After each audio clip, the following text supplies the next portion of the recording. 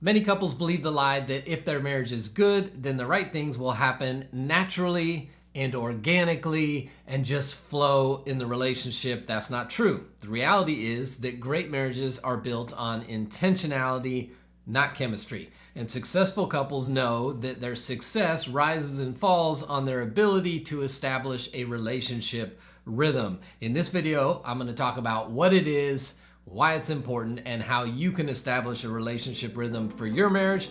That's today on RelationShots.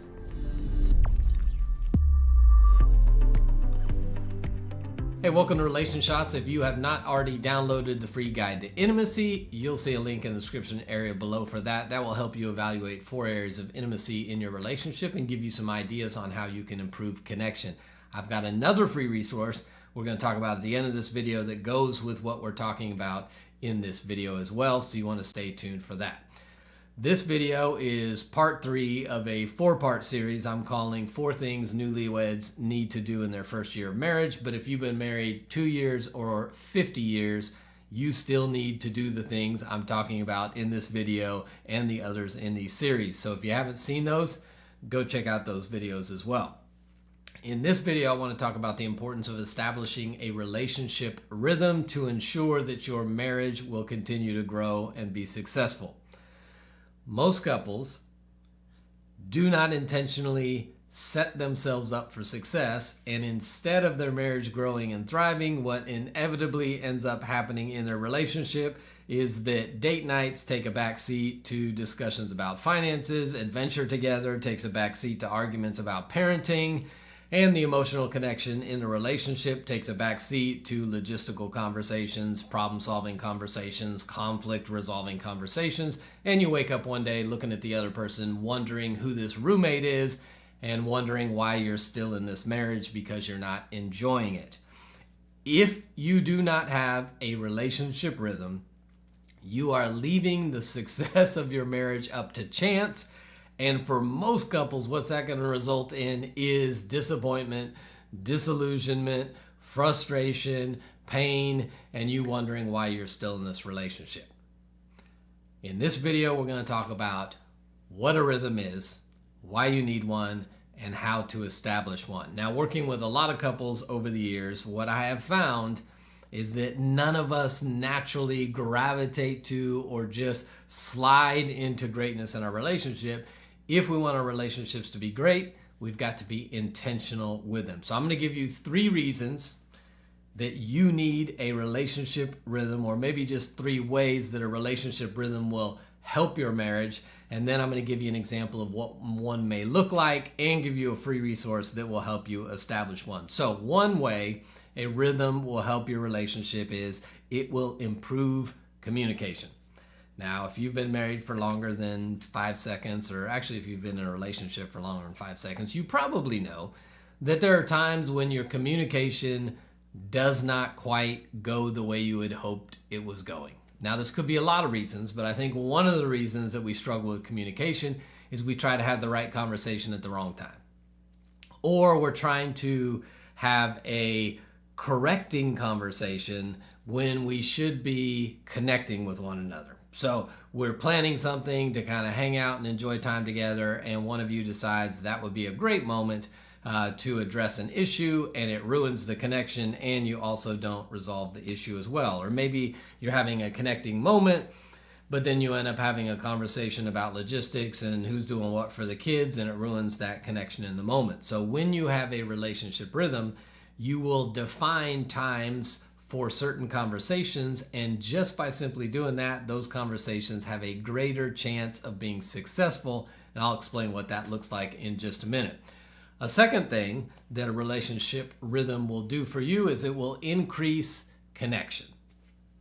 Now, again, when the dating process is going on, we spend a lot of time being intentional because we're not together, right? So I have to be intentional to call you, to schedule a date, to meet you, to pick you up, to go do some stuff.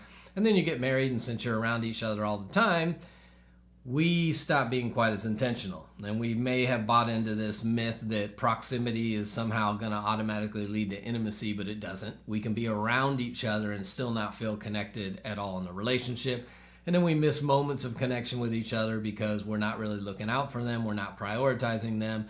And then we have different connection needs. So one of you may feel connected with the limited interaction you're having, and the other one may not feel connected, but you're unaware of that, and pretty soon we become disconnected. So a relationship rhythm will help increase your connection with each other because you will be spending specific times solely for connection in the relationship and guarding yourself against some of the other conversations coming in to a moment where we're trying to connect. A third thing a rhythm will do for you is reduce conflict. Now, some of you may be conflict avoiders, and your tendency is to not bring things up and not really want to get into things because you like to keep the peace. Maybe that's you, and a relationship rhythm will help you be a little more assertive and help you find the right moments where it will be easier for you to step into conflict. And then there's others of you that love conflict, and you think there is never a bad moment to bring up an issue because you want to deal with it and move on. I'm here to tell you you're wrong. Every moment doesn't need to be a teaching moment. And if you're the kind of person that has no problem bringing up an issue or confronting something in your spouse whenever you feel like doing it, all that's going to guarantee is that they're going to avoid you because they don't want to deal with it all the time. And if they believe that there are never moments when you will not bring something up, I'm going to start avoiding you. I don't feel like dealing with it.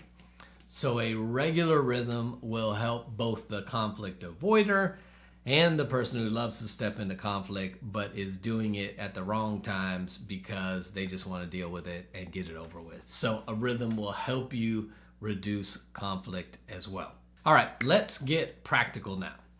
If you have no idea what a rhythm should look like, and some of you already have some rhythms, maybe even if you haven't said it's a rhythm, you have kind of found yourself in rhythms where you may have a date night every now and again, or there may be other times where you just kind of naturally seem to gravitate towards connection. But if you don't have one, let me give you a suggested starting relationship rhythm that you can implement in your relationship. And here's what it will look like. One date night, one staff meeting, and 2 quick connections every week. So every week you'll have one date night, and what a date night is just a longer period of time set aside for the two of you solely to be able to connect, have fun together, enjoy the friendship, prioritize connection with each other. So it does not have to be outside of the home. If maybe you don't have the finances, or maybe you can't find babysitters for the kids, then it may be a night where you can get the kids in bed, put your phones down, and have a longer extended period of time together where we're just going to spend time together. We're calling that a date night. And the goal of date night is for the two of us to connect, which means while we're connecting, what are we not doing? Talking about conflicts, problem solving, talking about logistics, talking about the kids, talking about work, talking about finances. We are simply using this time to connect with each other. I think you need one staff meeting per week, and the staff meeting is the time when you can talk about logistics. I would encourage you to talk about the upcoming week and what's going on. If you have kids and a lot going on and you guys are juggling that, you can talk about who's getting who and some of those planning and organizational conversations. That will happen at your staff meeting. I also need you to talk about the relationship at the staff meeting, because most of the time we are usually working on something in our relationship. And I would encourage you to work on one thing at a time because we can't tackle everything at once. So maybe for you guys, it is one of you has said that you would like your spouse to be more affectionate, let's say. And maybe the other one says, I really want you to watch your tone. Sometimes the way you talk to me makes me feel devalued or minimized. And so if you've agreed to work on those things, the staff meeting is the time when you will ask one another for feedback. Hey, how did I do this week on trying to be more affectionate? And you get real-time feedback from your spouse. Hey, how did I do this week watching my tone? Give me some examples of how I did. Here's the key to that. One is we know when that conversation is going to happen, so it's going to go better. We're going to be less defensive. 2, we're asking for feedback. And when you ask for feedback and it's given, it always feels better than when it's just giving unsolicited. Right? It's like the difference between me knowing you're going to punch me in the stomach so I can tense up, or you just sucker punching me in the stomach and I wasn't ready for it, right? So that meeting is going to give us a chance to give and receive feedback from one another so that we can continue measuring and growing the relationship. So you can talk about logistics, maybe what's coming on. If there's an area of your relationship you're working on, maybe it's planning a budget or something like that, that would be a great time to talk about it. And it's a time to give and receive feedback on some of the areas of the relationship you need to work on. That's a staff meeting. And then I want you to have 2 quick connections, which can be 15 to 20 minutes, 15 to 30 minutes. Again, these are times for connection.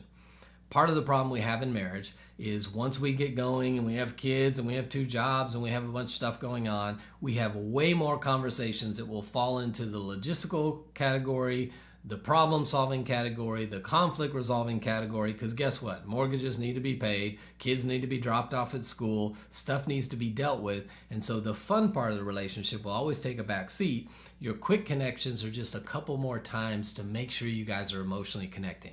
That could be anything you like to do that either of you or both of you like to do that would create connection. Some of you may be playing a game. Some of you may be taking a walk. Some of you, it may be reading a book together or doing devotions together. Some of you, it may be get online and download a list of questions for couples, or get a box you can order on Amazon with couples moments or questions where you just pull a card, ask a question, and it's helping you facilitate conversation, which guess what? That's called emotional intimacy, and it will increase the connection. So a good starter rhythm for you could be 1 date night, longer period of time together, 1 staff meeting, which is where you're going to have some of the more difficult conversations, and 2 quick connections. Now, here's why this is helpful, because so many of us are different. So let's say one of you is a planner and one of you is more spontaneous, i.e. doesn't like to talk about planning in details. That couple will continually run into problems around communication and resolving issues because they fundamentally have different personalities. The person who's a planner and needs to know what's going on and finds safety and security in having a plan and talking about it and being organized and doing that stuff continually gets frustrated by the spouse who doesn't want to do that. So the spouse who doesn't want to do that will begin avoiding conversations with the planner because every time I make eye contact with you, you ask me 100 questions and you want to talk about stuff, and that wears me out. But all you're doing is ensuring that the moment you do make eye contact and slow down long enough for them to talk to you, they're going to get you with all those questions. So if you know you have a weekly staff meeting, it's called a win-win. The planner now knows I have at least 1 time a week where I can have the conversations I need to have, I want to have, ask the questions I need to ask and want to ask. And the non-planner now knows, I know that we do it Sunday night at 7, so now they're not wearing me out every other night with those questions because they know they got a time coming, so they don't have to bug me on a Wednesday or Thursday unless something has to be decided that day. And the planner goes, now I don't have to chase them around because I know we have a time when we're going to do that. So listen, that staff meeting will help people who are different in planning and organization. That will help people who are different with conflict. Again, the person who loves to bring up conflict anytime will have a spouse oftentimes who doesn't like conflict, who then avoids conversation with them because I don't want to deal with the issues all the time. Well, guess what? Wait till the staff meeting and deal with the issues. And now you know you have a time to do that. And now your spouse who doesn't like conflict also knows, guess what? You're not going to ruin a perfectly good Tuesday night when we just had dinner and we're trying to relax by bringing up some issue I don't feel like dealing with right now. So it actually frees both of you up to have more moments of enjoyment and connection. The staff meeting, the date night, the quick connections can help us stay connected with all our different personality differences that have been causing us many of these problems. So hopefully I have at least convinced you at this point that it might make sense to establish a relationship rhythm. So now here's your assignment. Grab below in the description area the free Uncovering Your Relationship Rhythm workbook. You'll see a link for that.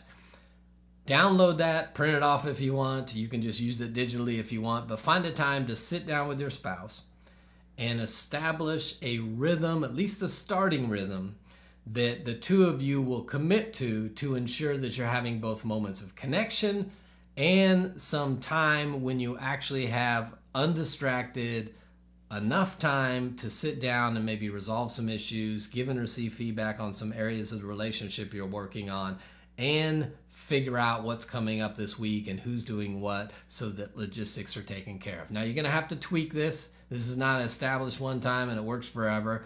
You probably have to tweak it, see how it goes, tweak the staff meeting, tweak the rhythm, see what's working. But again, the goal is that we're being intentional to have specific times where we're having correcting or problem solving or logistical conversations, and other specific times where we're having moments purely for connection.